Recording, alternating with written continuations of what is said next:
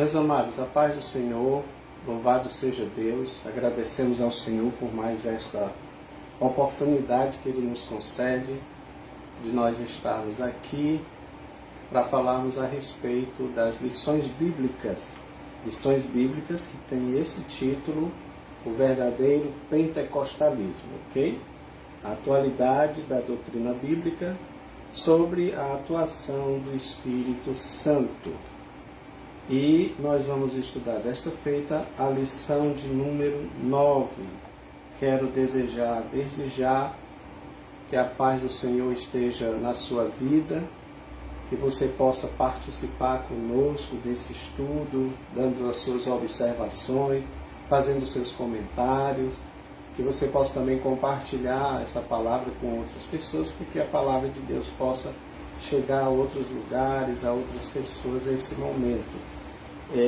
Esse é um estudo que nós fazemos, um estudo, eu chamo de núcleo, porque aqui nós temos esse costume de fazer um núcleo prévio, no sábado, preparando já o assunto para o dia de amanhã, que vai ser ministrado nas escolas bíblicas dominicais. Então nós fazemos desta forma, para que a gente possa já tomar conhecimento do assunto, né? Tem os gráficos que nós colocamos no grupo, e os gráficos, eles são de grande ajuda também nesse momento. Então, desde já eu agradeço aos irmãos que entraram no grupo, que estão fazendo parte do grupo, tá bom? Você pode comentar aí também se você está conseguindo ouvir direito o som, que às vezes a gente coloca aqui, né, mas não consegue acompanhar, saber se está tendo, os irmãos estão conseguindo ouvir direito, tá? Vou até colocar aqui para ver se está dando para ouvir direito, né? Acredito que está saindo direito o som, tá? Então, meus amados, vamos aqui para os nossos slides. E o nosso tema é Vivendo o Fervor Espiritual. Colocamos aqui, primeiramente, essa palavra fervor, que tem no latim esse sentido, né, de calor, fervere, ou seja, de brilhar, de ferver, de ardor, de se entusiasmar, né? De amar com fervor, com zelo, com paixão. Então, tudo isso é o significado dessa palavra, que tem muito a ver com a questão espiritual.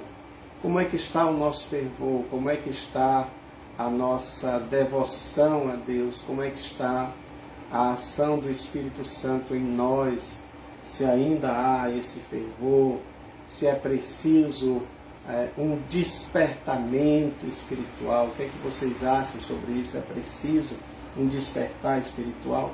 Nós estamos nesse despertar? Então, são algumas coisas para nós pensarmos.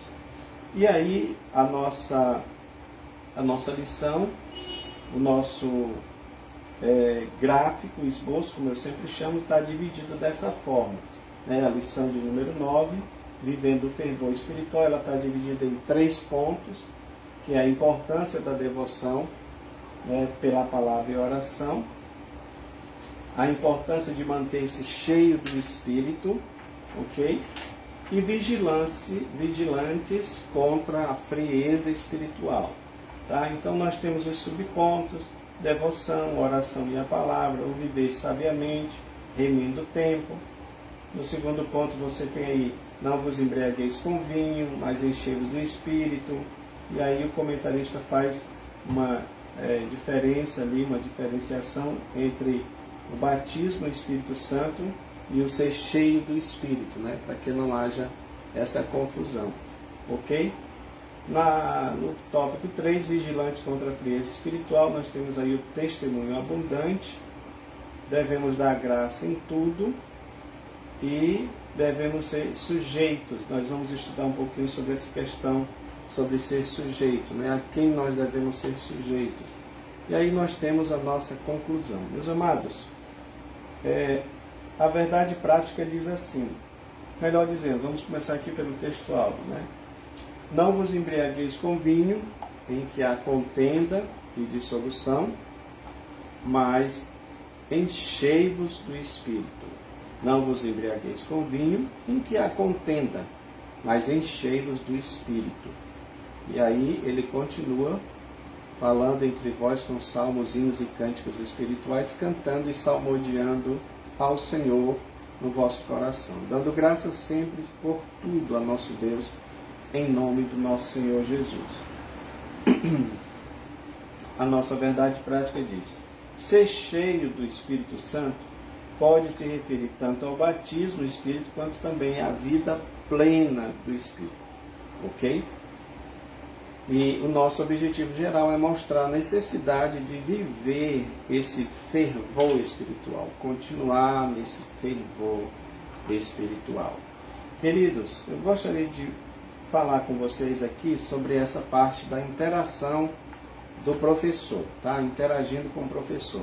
Então eu sempre gosto de pegar as palavras-chave que os nossos escritores aqui colocam para a gente poder falar sobre elas. Então, eu destaquei aqui que ele fala sobre a frieza espiritual, sobre as práticas devocionais e sobre racionalizar o pecado. Então, aqui você tem uma imagem de um coração, né, congelado, ou seja, isso aqui é o contrário do que é o fervor espiritual, porque alguém que está vivendo este fervor espiritual, o coração não está congelado, o coração não está frio, mas, como diz aqui na nossa interação, a frieza espiritual paralisa as pessoas. De fato, ela se revela na ausência da observância de disciplinas devocionais que nós colocamos aqui.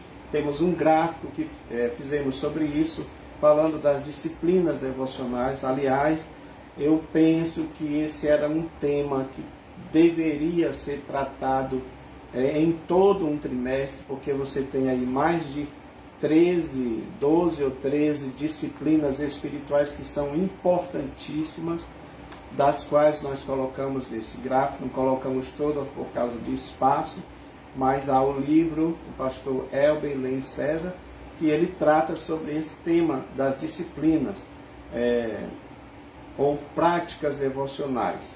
Então ele diz, quando não há mais o desejo de separar tempo para a oração, que é uma prática, e a outra, a meditação das Escrituras, que também é uma prática devocional, quando não se pratica mais o jejum, que é uma outra prática devocional, quando não há mais o respeito e reverência pelas coisas espirituais, tudo isso se apresenta como um ciclo débil que envolve a vida das pessoas até que elas passam a racionalizar o pecado. Ou seja, o pecado começa a ser tido como algo que não é prejudicial, ok?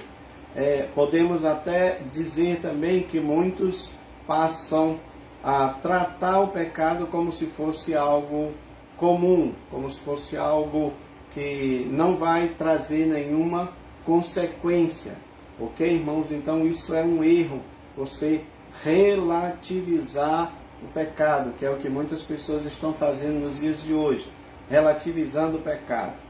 Então, uma vez que a vida espiritual perdeu a sua vivacidade, a vida moral tende a sofrer consequências degenerativas. Esse processo se inicia com a degeneração das relações familiares e sociais. Ou seja, se há essa perda dessa vivacidade que vai ocasionar na vida moral, então isso vai se refletir também na família, entre os membros e também na vida social. Infelizmente isso é uma realidade, porque nós estamos percebendo que a tendência do homem atual é esse embrutecimento, certo, irmãos? Esse embrutecimento fala desse afastamento de Deus, porque é em Deus que nós temos o conceito moral de certo, de errado, do que é bom, do que é mal, do que devemos fazer, do que não devemos fazer.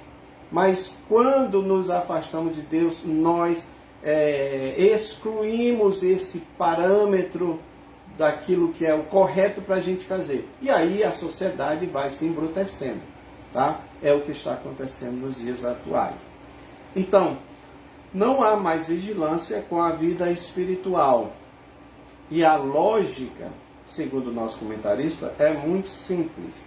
Se há fervor espiritual, há desejo pelas coisas de Deus, porque uma coisa está ligada à outra.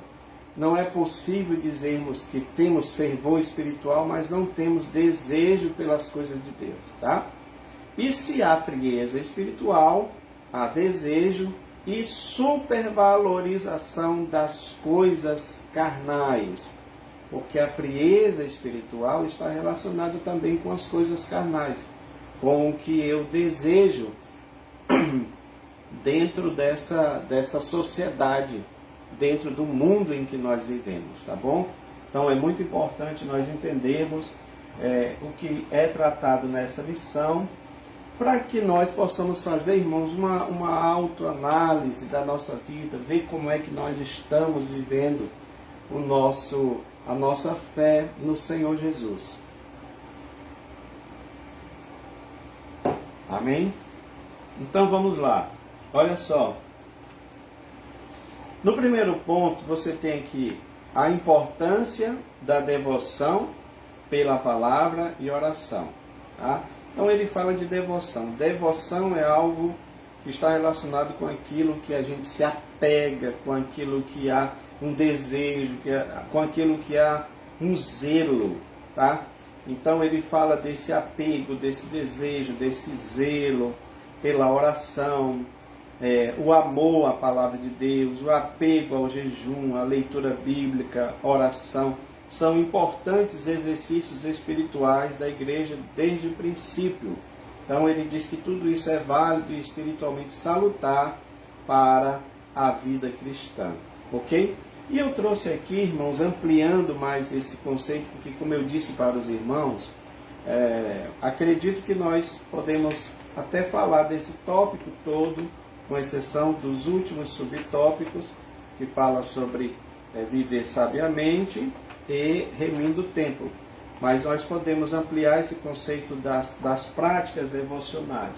O que são as práticas devocionais? São exercícios de sobrevivência e de plenitude espiritual, porque eles abrangem todos os exercícios que produzem e aperfeiçoam e sustentam a perfeita comunhão do pecador salvo e redimido por Jesus Cristo com o nosso Deus. Ou seja, são práticas.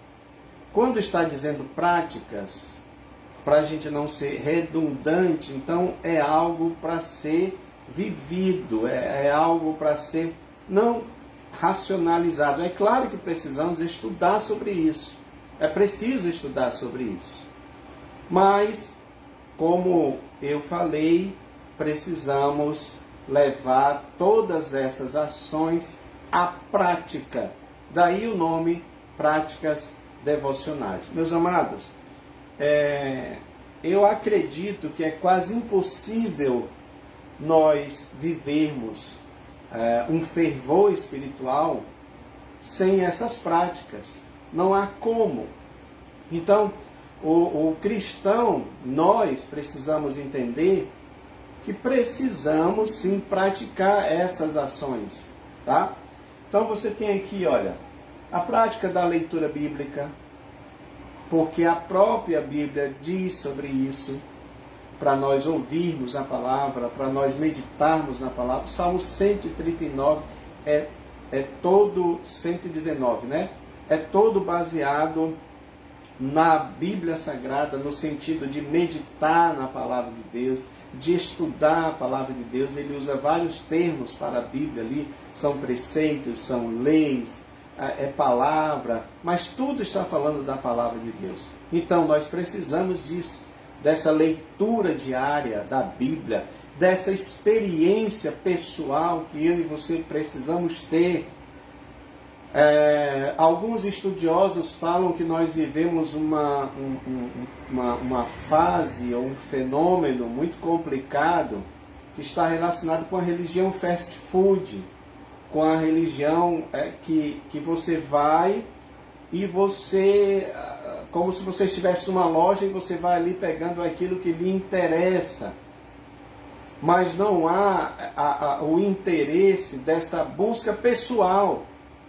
Porque é muito fácil eu ir para a igreja, é muito fácil eu ir para a escola dominical e apenas ouvir o que o professor tem a dizer e apenas ouvir o que o pastor tem a dizer, em termos de Bíblia, em termos de palavra. Mas como está o meu devocional? Como está a minha leitura bíblica?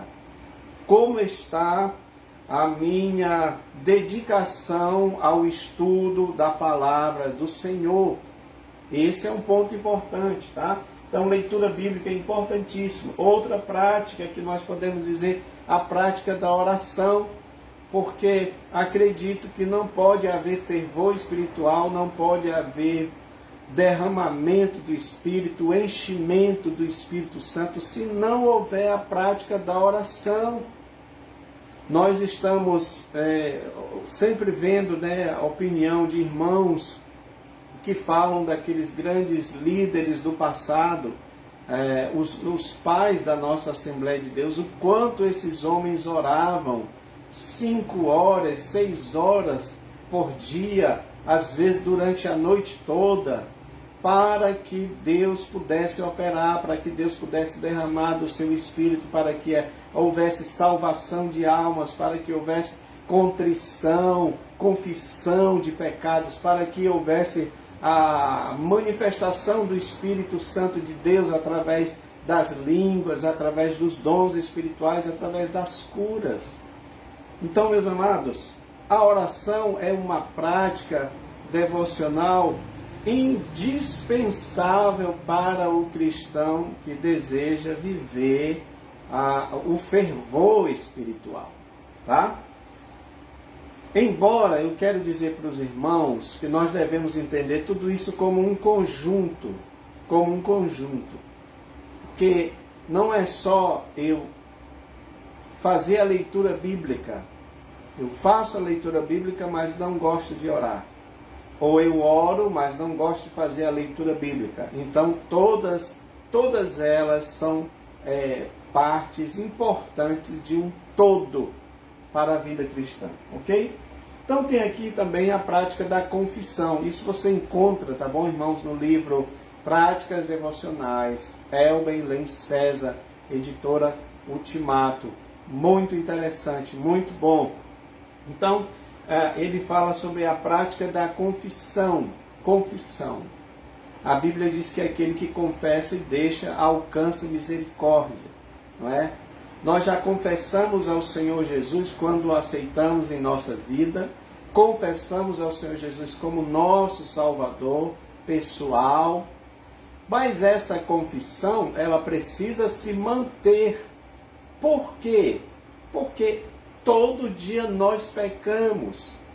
Então é claro que é necessário de nós confessarmos. A Bíblia diz, se confessar os nossos pecados, Ele é fiel e justo para nos perdoar de todo pecado. Então é preciso esse momento de confissão, também uma prática devocional importantíssima, tá? Aí também temos a prática da humildade.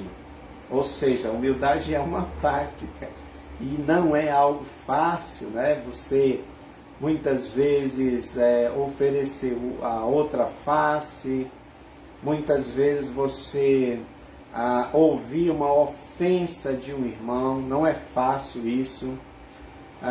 Mas uma coisa que eu tenho aprendido na minha vida cristã é, pela palavra de Deus, o discípulo não é maior do que o mestre.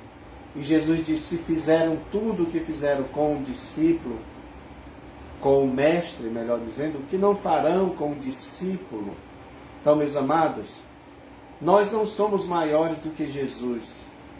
Se fizeram tudo o que fizeram com Jesus, também é certo que também nós sofreremos. E é aí que nós devemos acatar aquela palavra que Deus usou Paulo para dizer que vocês tenham o mesmo sentimento que houve em Cristo Jesus, que mesmo sendo Deus não teve por usurpação ser igual a Deus, mas a si mesmo se humilhou, ou seja, se esvaziou e foi obediente até a morte de cruz. Mas ele, antes diz que ele se esvaziou como servo. Ou seja, Jesus demonstrou esse sentimento de humildade na prática. Primeiramente quando ele desceu do céu, quando ele se esvaziou, quando ele se torna carne, quando ele nasce numa manjedoura humilde. Ele não quis vir nos palácios reais, mesmo sendo rei, Senhor do universo, Deus de todo o poder, mas ele se torna pequeno, humilde. Por isso que Paulo diz que tenham vocês o mesmo sentimento que houve em Cristo Jesus. Tanto é que quando ele estava lavando os pés dos discípulos, Pedro disse: não, Senhor, não faça isso, porque eu não sou digno, eu é que tenho que lavar os teus pés. E Jesus disse: olha, se eu não fizer isso, não tens parte comigo. Mais adiante ele diz: o que eu faço agora vocês não entendem, mas vocês vão entender depois. Portanto, façam o mesmo. Eu dei o exemplo. Façam o mesmo. É claro que Jesus não estava instituindo aqui essa doutrina do lava-pés. Ele não estava dizendo, como tem algumas igrejas que fazem até hoje, não é? A questão do lava-pés, mas ele estava dando o princípio, que é o mais importante, o princípio de humildade, de ser humilde. E não é fácil, irmãos, não é fácil. Pense em alguém que foi caluniado, que foi vituperado, que foi envergonhado, que foi cuspido no rosto, que sofreu, que passou por todo o sofrimento sem ter culpa nenhuma. Porque Jesus não era culpado. Você lembra do hino da harpa? Eu sei que eu era culpado, mas ele sofreu por mim. Ou seja, Jesus, sem ser culpado de nada, sofreu tudo por mim. Quem era o culpado era eu. Mas ele tomou sobre si a culpa de todos nós. Ou seja, ele se humilhou. E ainda assim diz a Bíblia que pelos pecadores ele intercedeu por ele. Isto é humildade. Eu quero dizer uma coisa para os irmãos, falo como Paulo, tá? Não digo que eu tenha alcançado, mas uma coisa faço, prossigo. Então vamos prosseguir. Na sua vida cristã, na sua vida ministerial, haverá pessoas que vão pisar no seu pé, que vão lhe xingar, que vão lhe caluniar, que vão fazer coisas contra você, mas eu quero te dizer uma coisa: lembre-se do Calvário, lembre-se da cruz, lembre-se do sacrifício de Jesus. E ele sofreu tudo por nós, como ovelha muda sendo levada ao matadouro. E ainda pelos pecadores intercedeu. Pai, perdoa, porque eles não sabem o que fazem. Por que, irmãos? Porque Jesus, e aí eu termino essa parte com isto, ele diz: aprendei de mim, que sou manso e humilde. Aleluia. Tá? Outra prática devocional, prática da vigilância. Quando a gente fala de vigilância, você precisa estar atento a tudo. É algo que te deixa atento a todas as coisas. Ontem tivemos uma aula lá na nossa igreja, porque a escola dominical acabou sendo na sexta, e falamos sobre isso. Eu dei o exemplo de um vigilante. Você já imaginou uma pessoa que é contratada para vigiar uma empresa, uma instituição, mas de repente aquele vigilante, ele bebe, ele vai se embriagar? Pergunto a vocês, será que ele vai saber estar vigilante para, se um ladrão, um invasor entrar naquele lugar? Ou será que se esse vigilante estiver dormindo no seu posto, será que ele vai perceber quando um malfeitor entrar naquele lugar? Não. Então, vigilância, a prática da vigilância significa dizer estar consciente, estar acordado, estar atento a tudo que está acontecendo, ok? E aí você também tem a prática do discernimento, prática devocional do discernimento. É preciso discernir. John Stott diz que dos dons do Espírito, esse dom do discernimento seria o que nós mais precisamos para discernir o certo do errado, para discernir o bem do mal, para discernir o que devemos fazer e o que devemos evitar. Prática do discernimento, muito importante. Prática da espera, meus amados. Da espera. Como é que está a sua esperança? A esperança em coisas que Deus prometeu para você, coisas que são particulares para você, promessas individuais que Deus fez para você e promessas gerais que está relacionada com a tudo que acontece em relação à vida cristã. Por exemplo, promessa geral, promessa do próprio derramamento do Espírito Santo, promessa geral, por exemplo, promessa relacionada à vinda de Jesus.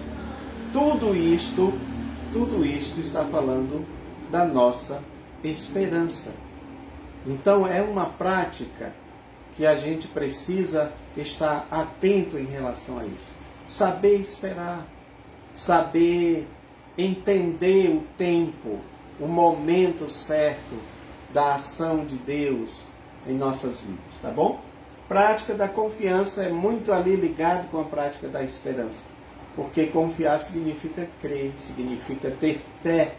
Então, precisamos trabalhar cada vez a nossa fé. E aí, veja que esta prática da confiança, ela também trabalha muito com a questão da Bíblia, porque a fé vem pelo ouvir, e o ouvir a palavra de Deus, tá bom? Prática da resistência, que também é algo importante, né? Nós resistirmos, a palavra de Deus mesmo diz isso, resistir ao diabo e ele fugirá de vós. Então nós precisamos resistir ao dia mau. Uma dica que eu posso falar para os irmãos, baseado na palavra, é o vestir da armadura de Deus, porque Paulo diz que quando nós nos revestimos da armadura de Deus, nós podemos ficar firmes e resistir ao dia mau, tá bom? O dia mau é aquele dia que às vezes você tem uma notícia ruim, às vezes o emprego que você perdeu, às vezes a notícia de um médico que deu um diagnóstico de uma doença muito perigosa. Então, o dia mau é isso. E aí a gente precisa o quê? Resistir, tá? E por último, prática da alegria, que é muito importante também nós conservarmos a alegria do Espírito Santo de Deus na nossa vida. Meus amados, são cerca de 13, mas eu coloquei aqui apenas 10, tá bom? Nesse livro que eu falei para os irmãos, estão todas contidas lá, é importantíssimo, tá? E aí, meus queridos, também nós temos aqui, ele fala sobre viver sabiamente, a importância da devoção, vivendo de maneira sábia, tá? O viver sábio. É interessante que sábio ou sabedoria não tem relação necessariamente com títulos acadêmicos, porque você pode encontrar uma pessoa praticamente analfabeta, que não sabe ler, mas ela é uma pessoa sábia. Inclusive no sentido de exposição, porque o verdadeiro sábio, ele não fica mostrando que ele é sábio. Na realidade, ele vai cada vez mais se distanciando desses títulos Os sábios verdadeiros são aqueles anônimos, como diz a palavra de Deus, né? São os anônimos que vivem não em relação aos pagãos que apresentam uma pretensa sabedoria e por esse motivo eles gostam de exibir a sua sabedoria, ok?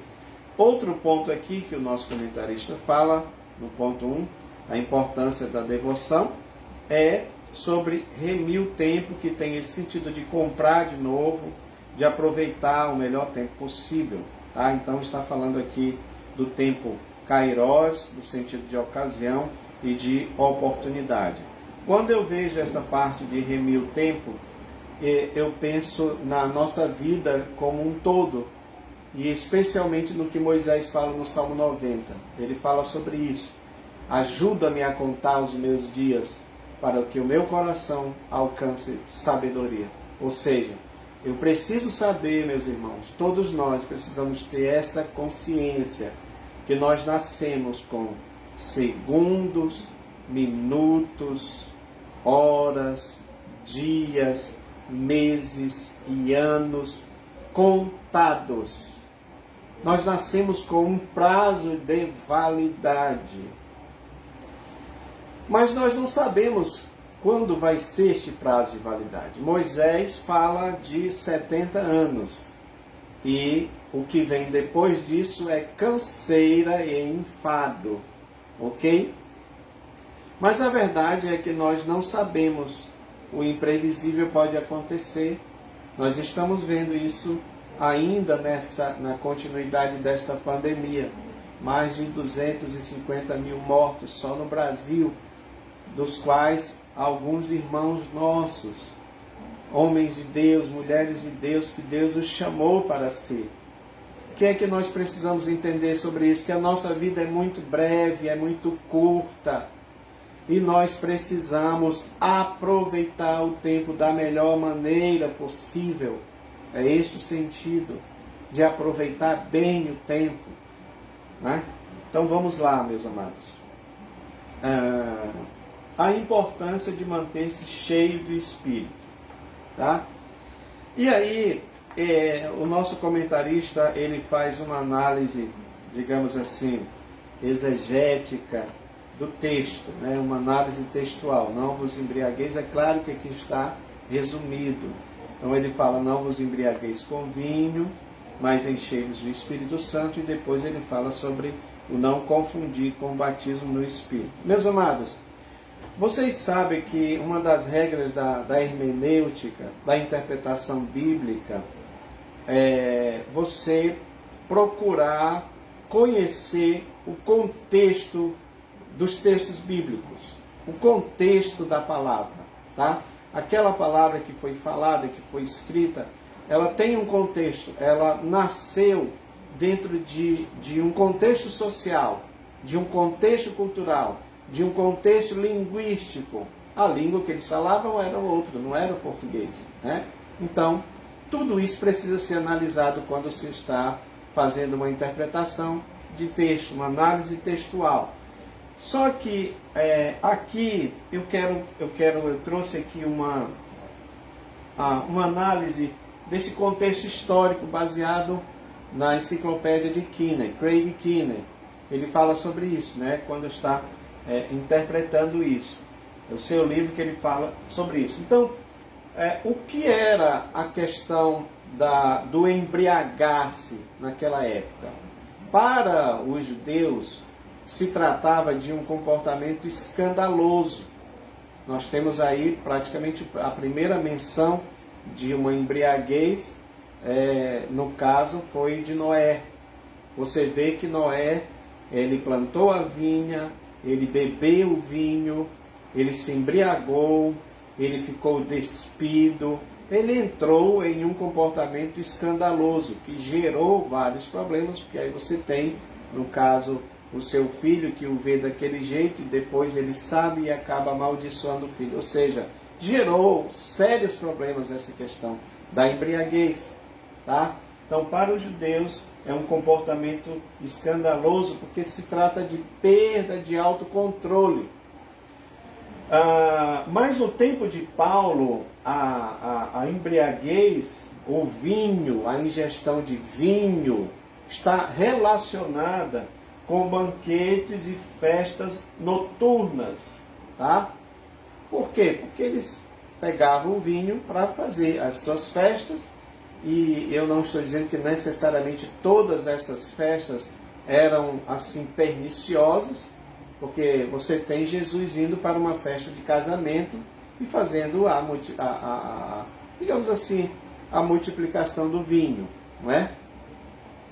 Mas naquele contexto pagão, claro que os banquetes eles vão ter uma conotação que remete a orgias, tá? As orgias que aconteciam durante a noite. Elas eram de inspiração, segundo o Kinner, de inspiração à loucura. Então, uma pessoa que estava embriagada, ela era como se fosse alguém que estava louco, ou estava também possuído por Dionísio. Dionísio era o deus do vinho, deus romano do vinho. E você tem também o correspondente Baco, que é também conhecido como deus do vinho, deus das orgias. A prova disso, que essa palavra Baco é de onde vem também bacanal, porque está relacionado com orgias, com permissividade sexual. Então você tem ali pessoas se embriagando e todas mantendo relações grupais, tá bom? Sexualmente falando. Por quê?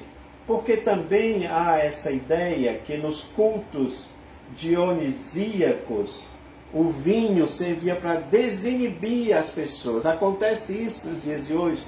Às vezes você vê aquela pessoa retraída, né, que não fala nada, mas quando bebe ela se desinibe, né? Então ela é como se adquirisse uma outra personalidade, tá bom, irmãos? Isso é muito sério.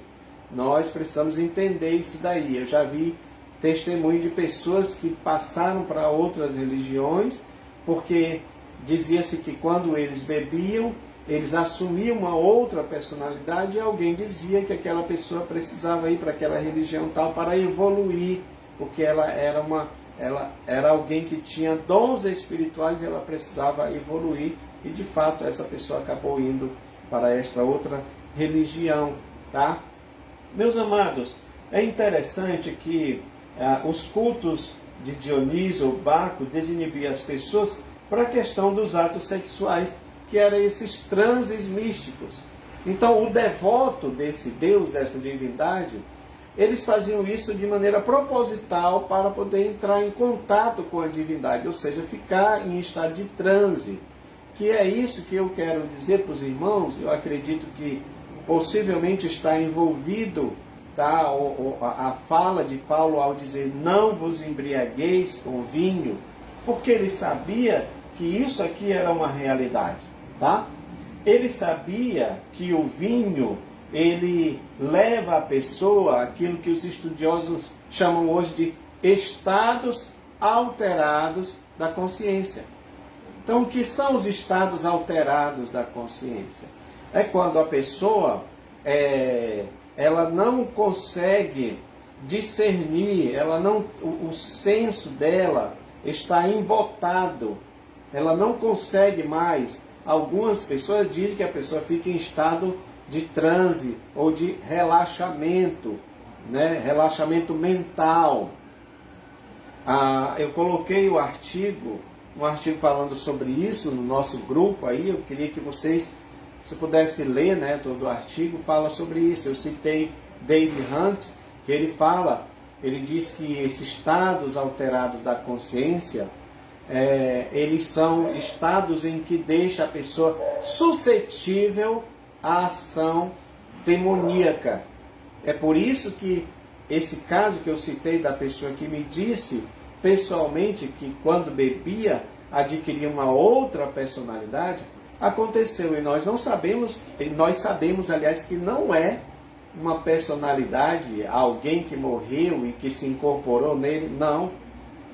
Nós entendemos que é a ação demoníaca mesmo, ok? Então o que acontece? Aquilo ali foi preponderante para a pessoa escolher a religião que ela queria. Então, irmãos, tudo isso está envolvido no texto que Paulo está dizendo. Porque, inclusive, ele diz que a questão da bebedeira, tá? Ela causa contenda. Quando ele diz, não vos embriagueis com vinho, em que há contenda. Por que há contenda? Porque o estado mental da pessoa é alterado. Você sabe disso, há pessoas que bebem e querem brigar, se tornam violentas. É isso porque, irmãos, porque a bebida altera o estado da pessoa. Eu fui fazer uma pesquisa e é muito sério essa questão do álcool, né? Eles falam que, de fato, ele altera a consciência da pessoa, porque existe um tal do neurotransmissor chamado GABA, que ele age no cérebro. E o álcool, ele provoca essas reações, que inclusive reações motoras, porque a pessoa não consegue... Você sabe que tudo que nós fazemos, né, um gesto que nós fazemos, é comandado pela mente. Mas quando a pessoa está sobre esse estado, ela não consegue movimentar-se direito. Daí a proibição das nossas autoridades que a pessoa não deve dirigir embriagada, sob pena de multa. Por quê? Porque, de fato, esse neurotransmissor GABA, ele é alterado no cérebro da gente, e aí a pessoa fica sem uma coordenação motora perfeita, irmãos. Então, é muito interessante você entender isso, né? Eu acho incrível, abrindo aqui um parêntese, mas dentro do assunto, que há pessoas que teimam em dizer que não tem problema você beber uma cerveja, crentes, não é isso, irmãos? Vez por outra tem alguém que nos questiona sobre isso, né? Que não tem problema, porque tem aí personalidades evangélicas que bebem, cantores evangélicos que bebem bebida alcoólica e tal, e aí não tem problema, não é isso? Bom, o que eu vejo na Bíblia é outra coisa, principalmente nesse texto que eu estou falando aqui para vocês. Então que cada um faça o seu julgamento, não é? Se há uma relação com a idolatria, com o paganismo, com a ação de demônios, porque inclusive nessa pesquisa que eu fiz, não é só a bebida que altera, que causa esses estados alterados da consciência, mas a droga também. Então a bebida tem mais ou menos o mesmo sentido da droga, ok? E aí a gente sabe que a droga é obra da carne. Assim como a bebida também, bebedice, né? Obra da carne. Mas a droga é chamada lá no grego de farmakeia, porque está relacionada com aquilo que os feiticeiros se utilizam, com drogas alucinógenas. Então tem o mesmo sentido também da bebida, né? Até hoje há religiões que se utilizam também da bebida para entrar em contato com suas divindades. Tá bom, irmãos? Então vamos estar atentos em relação a isso, tá? Não vos embriagueis com vinho. Então, eu já falei para os irmãos, não precisa repetir, mas é porque isso causa um vínculo com o paganismo e com a idolatria. Por que não deveria se embriagar com vinho, além de causar o vínculo com a idolatria e com o paganismo, também promove contenda entre as pessoas, tá? Como resultado da embriaguez, tá? Como resultado da embriaguez. E aí, mas ele diz assim, enchei-vos do Espírito Santo. Em contraponto a se embriagar com vinho, é como se Paulo estivesse dizendo, melhor é que se encham do Espírito Santo de Deus. Tá bom? Então nós não devemos dar lugar à carne nesse sentido. E aqui o nosso comentarista fala dessa expressão encher do Espírito, que está falando de renovação, de um novo enchimento do Espírito, porque, meus amados, como ele diz, a ação do Espírito na vida cristã não é estática, não é parada, mas ela é dinâmica. E aqui eu quero lembrar para a gente a conversa, o diálogo que Jesus tem com a mulher samaritana, porque ele disse para ela: olha, a água que eu te der vai criar em você rios de água viva. Se você beber da água que eu te der, porque é como se ele estivesse dizendo: eu estou te dando a fonte, esta fonte vai gerar em você um rio, e que vai correr. Ou seja, não é algo estático, não é uma água parada para criar lodo ou outras coisas, não. É uma água que flui. Então esse é o Espírito Santo de Deus. Então é um enchimento constante.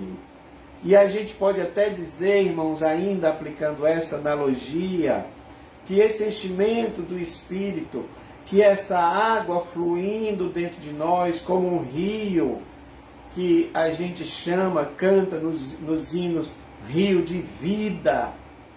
Rio de vida não é um rio estático, parado, é um rio de vida. Por quê? Porque esse rio vai limpando tudo aquilo que está no nosso interior. Aleluia!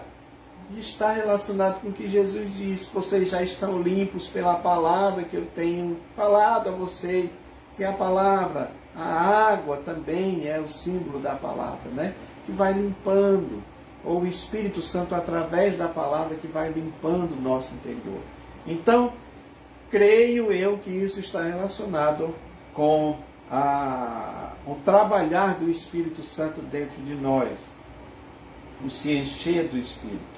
E aí o nosso comentarista diz para a gente não confundir o batismo, né, o enchimento do Espírito com o batismo no Espírito Santo, embora ele diga que em alguns casos se refere à mesma coisa, mas a Assembleia de Deus, as igrejas pentecostais entendem que o batismo com o Espírito Santo é uma segunda bênção, é um segundo enchimento que de fato nós precisamos para nossas vidas. Amém, meus queridos? E aí, para nós encerrarmos, vigilantes contra a frieza espiritual, que é o nosso terceiro ponto. Tá? E aí ele divide em 3 partes. Primeiro, ele fala de testemunho transbordante. Porque ele está se baseando aqui no versículo 19. O que é que diz o versículo 19? Logo após que Paulo fala sobre enchei-vos do Espírito, que aliás é uma ordem imperativa, não é isso, irmãos? Paulo está ordenando, isso não é uma concessão, não é uma coisa optativa. Eu sou cheio se eu quiser ser cheio. Não, é um mandamento, é uma ordem. Preciso ser cheio do Espírito Santo de Deus. Então, depois que ele fala no versículo 18, aí ele fala no versículo 19: falando entre vós com salmos, hinos e cânticos espirituais, cantando e salmodiando ao Senhor no vosso coração. Eu confesso que quando eu li aqui, parece que isso não combinou muito com o título, porque o título está testemunho transbordante. Embora a gente sabe que testemunho, né, está relacionado lá com o que Jesus disse: olha, vocês ser-me-ão testemunhas. Testemunhas para quê? Para pregar o Evangelho. Então, uma testemunha de Jesus é alguém que prega o Evangelho de Jesus. Testemunha sobre Jesus. Testemunha sobre Jesus. Mas o comentarista, ele quis comentar, ele quis falar sobre o versículo 19, quando Paulo fala sobre essa questão dos hinos, dos louvores. E aí, eu acredito que o professor pode incrementar essa parte dizendo que esse testemunho é também de lábios que confessam o nome do Senhor. Você vê o que está lá em Hebreus 13:15, ou seja, sacrifícios de louvor são como frutos de lábios que confessam o nome do Senhor. Então é importante, professor, que também é levita, que canta, você sabe que quando você está cantando, também você está testemunhando de Jesus, especialmente se a letra é bíblica, especialmente se a letra da canção de fato fala a respeito de Jesus, né? Não tem distorções, não tem coisas erradas, que às vezes tem letras de música que tem até heresias nelas, né? Então a gente precisa estar atento sobre isso. O comentarista fala dos salmos. Isso é algo que eu acredito que para quem é compositor, quem gosta de cantar, os cantores, deveriam fazer coisas parecidas com isso, meus irmãos. Que eu saiba, apenas um cantor, que inclusive ele é paraense, mas está há muito tempo, se não me falha a memória, no Rio de Janeiro, trabalhou muito tempo com Caio Fábio, naquela época da Vinde. Hoje, pastor Josué Rodrigues. Josué Rodrigues tem muitos hinos baseados em salmos. Para mim, em especial, eu gosto muito do Salmo 23. Porque, na verdade, é muito bom quando você canta a palavra, meu irmão. Não existe um testemunho melhor do que você cantar a palavra. E quando se trata de salmo ainda, fica muito melhor. Por isso que é dito aqui, salmodiando. Salmodiando tem também esse sentido, porque os judeus cantavam os salmos. Até hoje você tem salmos gravados aí em hebraico, cantados. Isso é maravilhoso. É maravilhoso. Tá? Então, testemunho transbordante. Outra coisa, agradecido por tudo. Né? Diz aqui que a gente deve dar graça por tudo. Um dos erros da nação judaica, dos judeus, foi que eles não foram gratos ao Senhor, especialmente pelo Senhor tê-los tirado com mão poderosa do Egito, tá? Tirou-os e levou-os a uma terra que emanava leite e mel. Deus estabeleceu ali, eles prosperaram, mas ainda assim eles esqueceram do Senhor e foram após outros deuses para os adorar. Ou seja, eles foram ingratos ao Senhor. Isso é muito triste. Então, que nós possamos ter um coração agradecidos ao Senhor por tudo. Por tudo. Em tudo dai graças, porque esta é a vontade de Deus para convosco. Então, meus amados, essa gratidão não deve ser só pelas coisas boas que Deus nos concede, mas também pelas coisas ruins. E por que a gente deve ser grato pelas coisas ruins?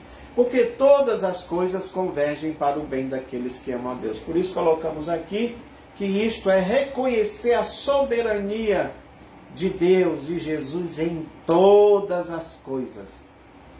A situação está difícil, estou passando por problema, estou passando por luta, mas Deus é soberano, aleluia, e por isso eu devo ser grato a Ele pelas lutas, pelas aflições. Isso não se trata de você ser masoquista, como nos colocam alguns críticos, não é isso. Imagine se eles vissem a opinião ou a fala dos discípulos nos primeiros capítulos ali de Atos. Foram cheios do Espírito Santo de Deus e eram levados às prisões, açoitados, mas saíam de lá alegres por sofrerem em relação a Cristo, por sofrer por amor a Cristo. Eles saíam alegres por sofrer por amor a Cristo, não é? Então é muito interessante isso. E para a gente encerrar aqui, sujeição mútua. Sujeição mútua. O nosso comentarista ele fala sobre quebrantamento, humildade. A única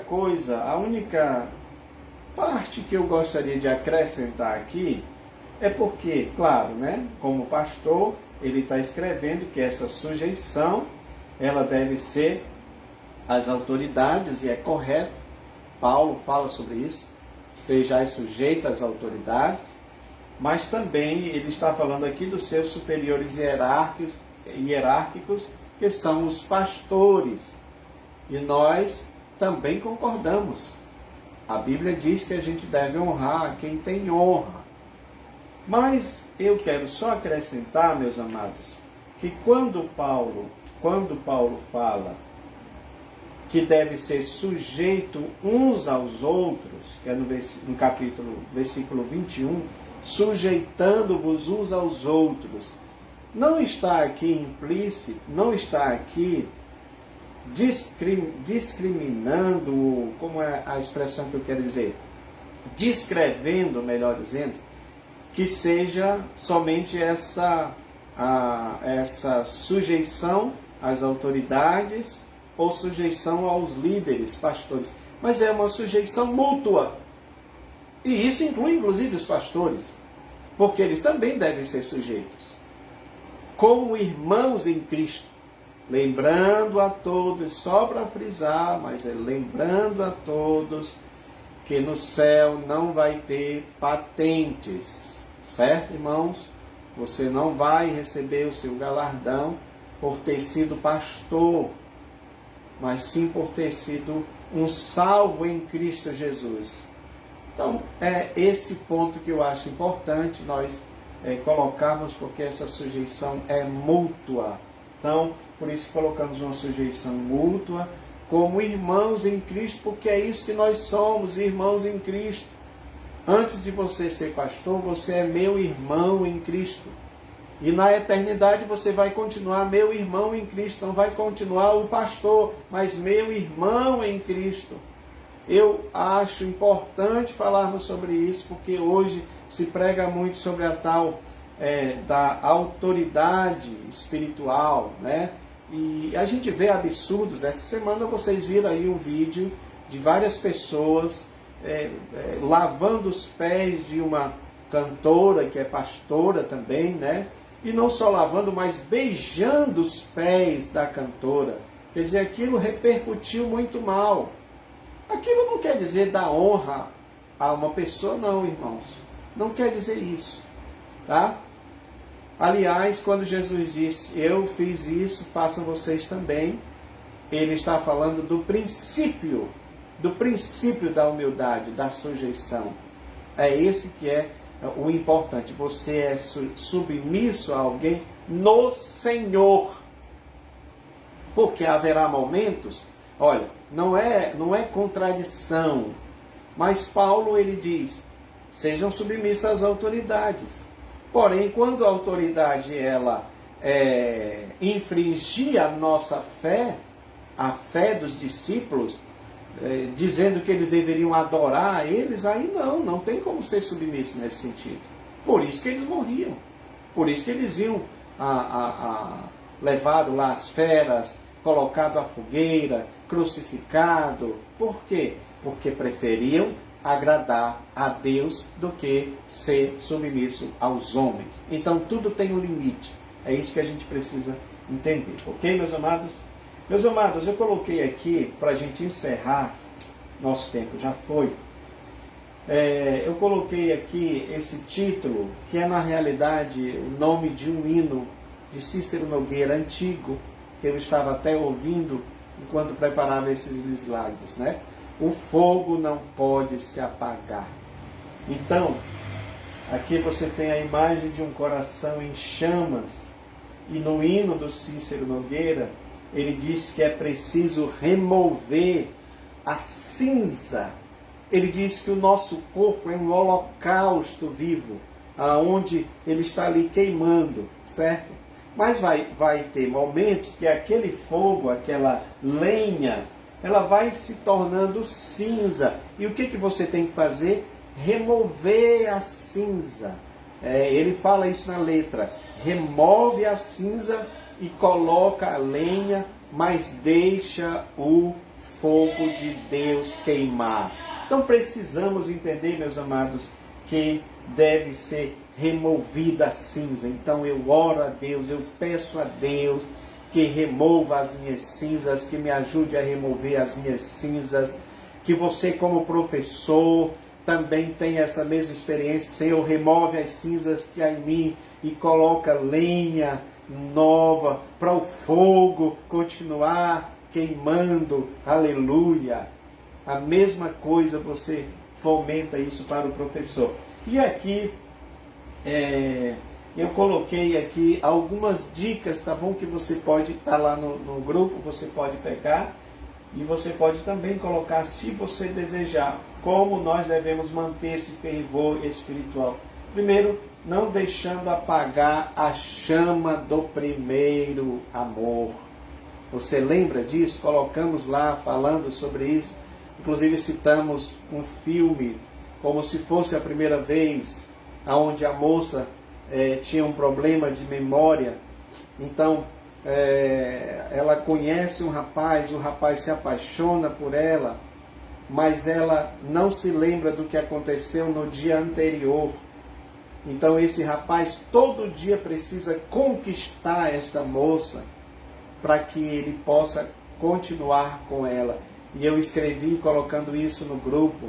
Você já imaginou se nós fizéssemos isso em relação a Cristo, que é o nosso amado, o amado da nossa alma, que é o nosso noivo? Nós somos a sua noiva, a sua igreja. E vez por outra nós esquecemos, irmãos. Parece que vai acumulando ali as cinzas e nós esquecemos do primeiro amor. Por isso que foi dito, volta ao primeiro amor. Deus fala para aquela igreja, volte ao primeiro amor, a prática das primeiras obras. A igreja de Éfeso, ele fala isso.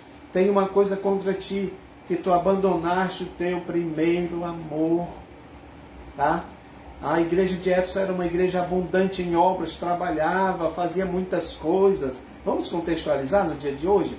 Fazia muitos eventos, muitas festas, fazia todo tipo de eventos na igreja, mas ficou tudo nos eventos. Abandonou o primeiro amor. E o que é o primeiro amor? É aquele fervor que nós estamos estudando. É essa paixão, é esse fogo, é esse ardor espiritual. Quando é que isso acontece, irmão? Quando é que nós perdemos o primeiro amor? É quando servimos a Deus exteriormente, de maneira externa apenas. E eu falo em todos os sentidos. Porque não adianta você também ter uma aparência de santidade. Não adianta você aparentar alguém altamente espiritual. Nós temos esse problema acontecendo. Há pessoas que se dão bastante à questão espiritual, ao falar em línguas, a manifestação dos dons espirituais, mas não tem uma vida interior pulsante, fervorosa no espírito. Ele tem uma aparência de religiosidade. Então, quando nós servimos a Deus exteriormente, precisamos de fervor espiritual. Porque o fogo, ele não pode se apagar. E o amor, ele precisa reiniciar-se. Então, quando é que o amor vai se apagando, se esfriando? Quando servimos a Deus exteriormente. Quando não há mais temor em pecar. Então as pessoas, muitas vezes, são até usadas nos dons espirituais, mas elas não têm temor de Deus para confrontar o seu próprio pecado. É aquilo que o comentarista fala da interação, ou seja, já houve ali uma racionalização do pecado, uma relativização do pecado. O pecado se tornou relativo. Há um pregador aí, eu citei também num artigo, um pregador muito famoso, que ele chegava a dizer: eu sou xodó de Deus, Deus tem os seus xodós, segundo ele. E aquele mesmo pregador teve um problema de saúde, um problema muito sério. Meus irmãos, não existe isso, viu? Eu sei que Deus tem estimas com pessoas, mas Ele não passa a mão em ninguém. É isso que precisa ser claro. Já citei o exemplo de Moisés. Não existe na literatura bíblica, na cultura judaica, um homem que tenha alcançado um nível espiritual que Moisés. A Bíblia mesmo fala sobre isso, mas ele, ao infringir uma ordem de Deus, na questão da água, quando ele toca, Deus disse que era para ele falar, mas ele toca, Deus o puniu no sentido de não entrar na terra. Então, não me venha com essa história que Deus tem os seus xodós. Não é verdade isso, tá bom? Então precisamos ter temor de Deus, porque é o temor de Deus que vai nos ajudar a lutar contra o pecado que está intrínseco na nossa carnalidade, ok? Quando é que o amor se apaga e nós precisamos voltar ao primeiro amor? Quando não há o desejo de congregar, de estar na casa do Senhor, e agora que está aumentando cada vez mais nessa questão aí dos desigrejados, meus amados, nós precisamos entender, queridos, que a palavra de Deus diz que a gente precisa congregar, precisa estar na presença do Senhor, tá? Então é importante isso.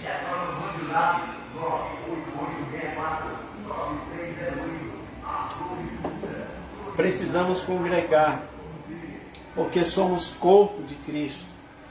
E aí eu sei que algumas vezes a gente diz, mas olha, na igreja tem muitos erros, né? Porque geralmente as pessoas procuram olhar para os erros da igreja. Você precisa entender, nós já colocamos um gráfico sobre isso. Eu glorifico a Deus que eu quero até o fim da minha vida produzir esses gráficos, tá? Para abençoar a vida das pessoas. Colocamos um gráfico chamado Duas Igrejas.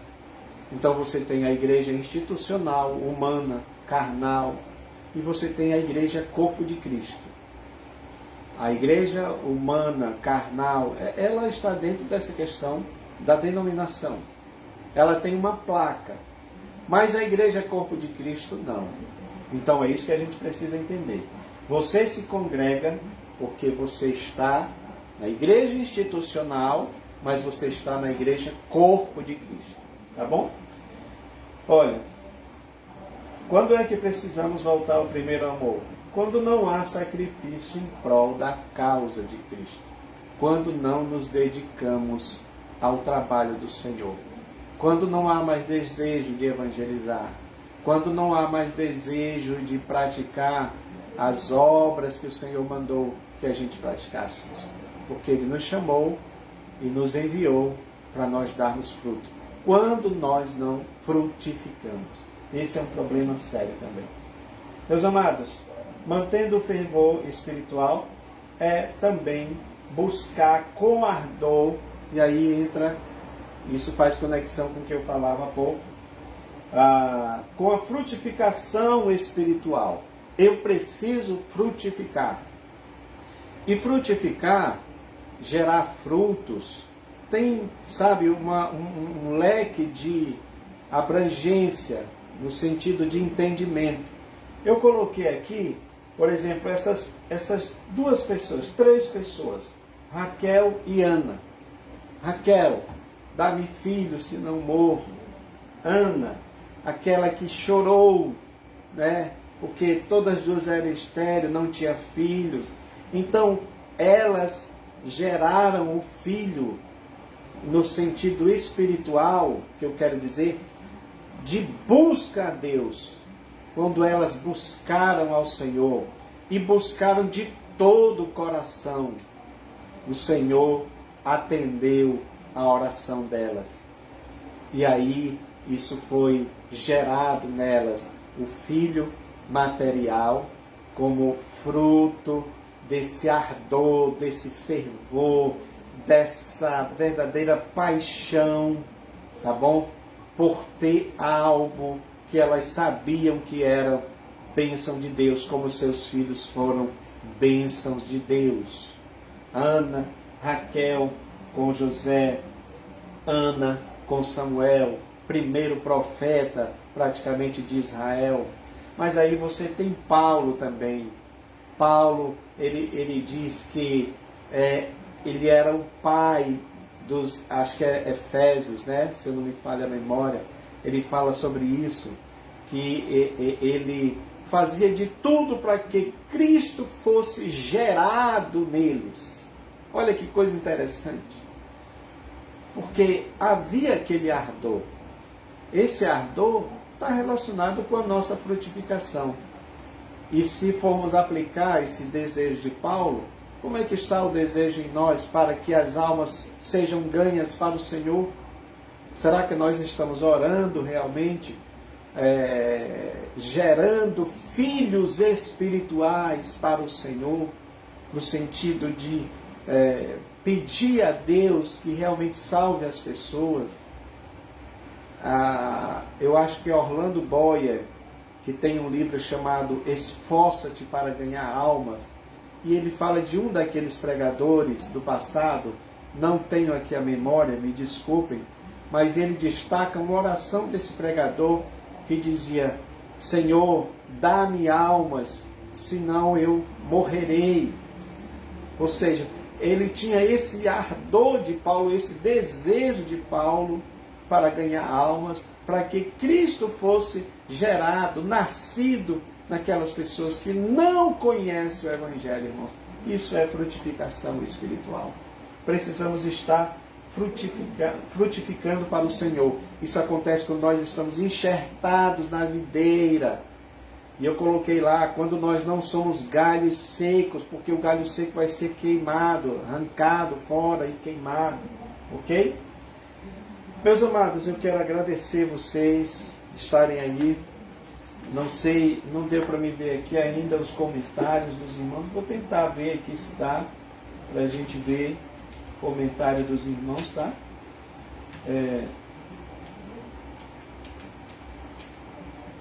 Se tem alguns irmãos aqui comentando, não sei.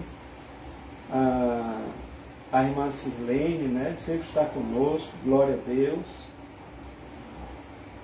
Quem coloca Jesus em primeiro lugar jamais deixando de sentir real presença, adorando sempre em todos os tempos. Glória a Deus. A irmã Cristina Melo também. Louvado seja o nome do Senhor. Eu agradeço muito os irmãos estarem aqui conosco. Eu vou depois responder aos irmãos, tá bom, irmãos?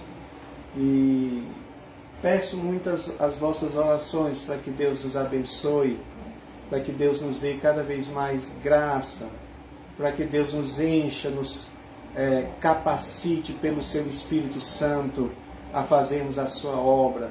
Agradeço a você que é professor, os irmãos que são professores, que vocês amanhã deem uma aula abençoada, cheia da presença de Deus, cheia do Espírito Santo de Deus, que haja conversões, que haja, quebrantamento, que haja busca pela presença de Deus, que haja fervor espiritual, que os corações que estão, como aquele que eu mostrei ali, envolvido em gelo, que estão frios, sejam aquecidos pelo fogo do Espírito Santo de Deus. É isso que eu desejo, é isso que eu oro, para que aconteça, começando em mim, tá bom, irmãos? Como diz o Armando Filho, um hino que ele fala sobre avivamento: começa em mim, Senhor. Então eu desejo que comece em mim e que a gente possa ter todas essas práticas devocionais para que a chama do Espírito Santo continue ardendo nos nossos corações. Muito obrigado, irmão. Que Deus abençoe você em nome de Jesus. Amém.